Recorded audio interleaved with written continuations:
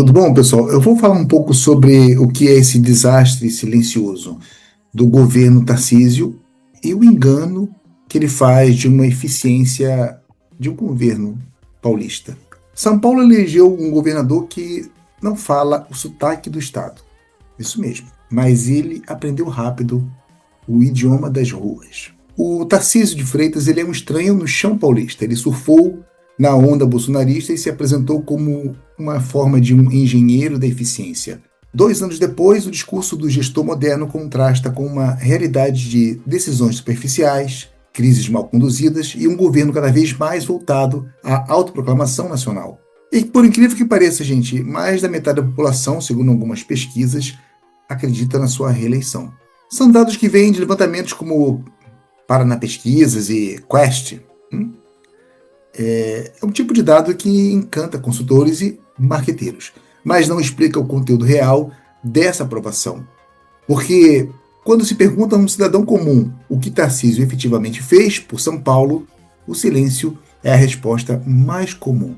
E aqui a gente passa para um outro ponto específico, um fenômeno muito curioso. Servidores públicos concursados de outros estados, no caso o Rio de Janeiro, que defende ardorosamente o governador, chamando de inteligente e de competente. Mas ao serem questionados sobre qual política concreta justificaria esses elogios, eles perdem o discurso. É uma devoção ideológica travestida de racionalidade técnica. É uma forma de fé política disfarçada de meritocracia. A principal crítica à sua gestão é a falta de um foco estadual. O Tarcísio ele age como uma espécie de candidato à presidência, mais do que como um governador. O seu empenho em articulações nacionais, como uma tentativa de barrar medidas provisórias federais em Brasília, reforça essa percepção de que São Paulo se tornou um trampolim eleitoral. E aí é que está, a maior economia do país é tratada como se fosse uma espécie de vitrine de ambições pessoais. Essa postura se repete em momentos de crise, inclusive. O episódio do metanol, que resultou em mortes e internações, revelou o despreparo humano por trás do gestor técnico. Ele foi questionado sobre a tragédia e ele, Tarcísio, ironizou. Ele falou, inclusive, que no dia que começarem a falsificar a Coca-Cola é que ele iria se preocupar. Essa frase que ele disse correu o país como um símbolo de insensibilidade de um governo que ainda acredita que eficiência é símbolo de indiferença. Diante dessa repercussão, ele pediu desculpas, claro, e tarde demais. A piada já havia revelado o caráter do discurso. Tanto ele como muitas pessoas do clã Bolsonaro e outras pessoas desse métier falam que querem e depois voltam para se desculpar. As políticas públicas também denunciam a superficialidade da sua gestão. O Programa Estadual de Educação Ambiental, lançado em 2025, após 15 anos de espera, foi classificado pelos próprios técnicos como insuficiente e genérico. A Casa Paulista, prometido como uma revolução habitacional, segue sem responder ao déficit de moradias da capital e das periferias. O Superação São Paulo, anunciado como integração de 29 políticas sociais, não apresentou detalhamento orçamentário nem estrutura sólida de execução. Trata-se, portanto, de um governo que se sustenta em anúncios, em slogans e eventos. Uma administração de superfície limpa, organizada, publicitária, mas vazia de profundidade social. Na segurança pública, a situação ainda é mais crítica. As pesquisas apontam que 36% da população avaliam negativamente a área, a pior nota entre as polícias estaduais. A reversão de programas de controle, como o uso obrigatório de câmeras nas fardas da Polícia Militar, reacendeu o debate sobre abusos e impunidade. Enquanto o governador posa como gestor firme, as estatísticas revelam o crescimento de conflitos e a persistência da violência estrutural. Tudo isso compõe o retrato de um governo contraditório, aprovado por muitos, mas compreendido por poucos. Forte nas pesquisas, mas fraco em humanidade. Técnico dos discursos, mas raso nas soluções. O desastre do governo Tarcísio não é explosivo, ele é silencioso. Não ocorre em escândalos abertos, mas na rotina da indiferença e na banalização da política. É o desastre de quem governa números, mas não pessoas, de quem busca manchetes nacionais e esquece o rosto de quem o elegeu.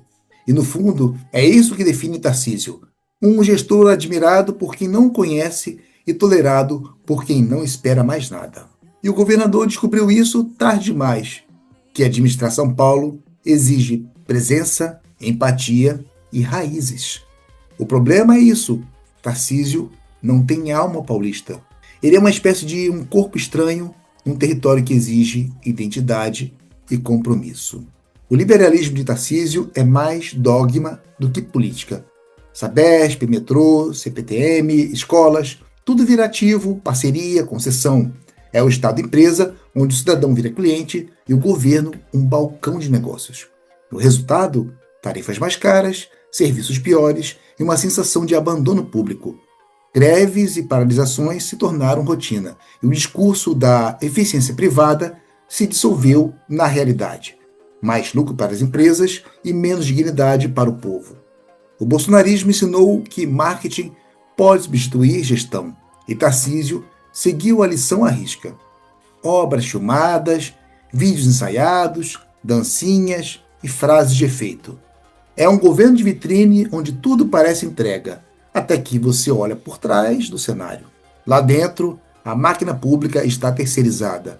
Consultorias e fundos ditam prioridades, e o tecnocrata eficiente aparece mais em vídeos do que em reuniões com os servidores. O mais curioso é que, mesmo com todos esses problemas, há quem o defenda com paixão. Gente concursada, assalariada, funcionários públicos de carreira, inclusive de outros estados, que vão jurar que Tarcísio é inteligente, técnico e preparado. Mas se você pergunta o que exatamente ele fez, o silêncio é imediato. Eles não sabem. Eles vivem no Rio de Janeiro, em Minas Gerais, em Brasília, mas nunca pegaram, talvez, um trem em São Paulo. Nunca viram um metrô lotado na capital. Nunca conversaram, talvez, com o próprio servidor estadual que anda extremamente exausto. Eles defendem um mito. Eles não defendem um gestor. Eles repetem o discurso da eficiência sem olhar o resultado concreto.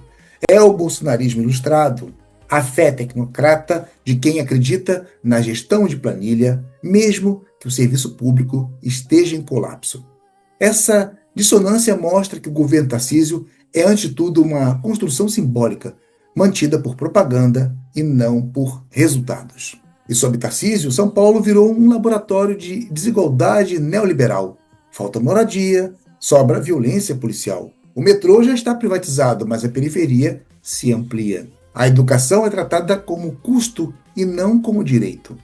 E o discurso da modernização serve apenas para justificar o desmonte do público.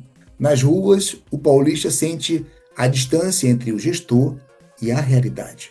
O governo promete eficiência, mas entrega desamparo. Uma administração que fala em Deus e mercado, mas não fala com o povo. E este desastre da direita paulista não está apenas em Tarcísio.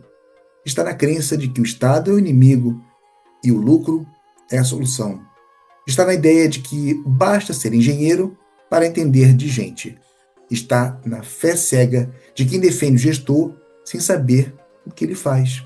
São Paulo virou um espelho de uma direita que perdeu o rumo. Uma direita que confunde eficiência com frieza, modernidade com desmonte, gestão com indiferença. E enquanto Tarcísio constrói pontes e túneis, o que desaba é o elo entre o governo e o povo. Tarcísio não conhece São Paulo e São Paulo, cada vez mais, não se reconhece neste governo.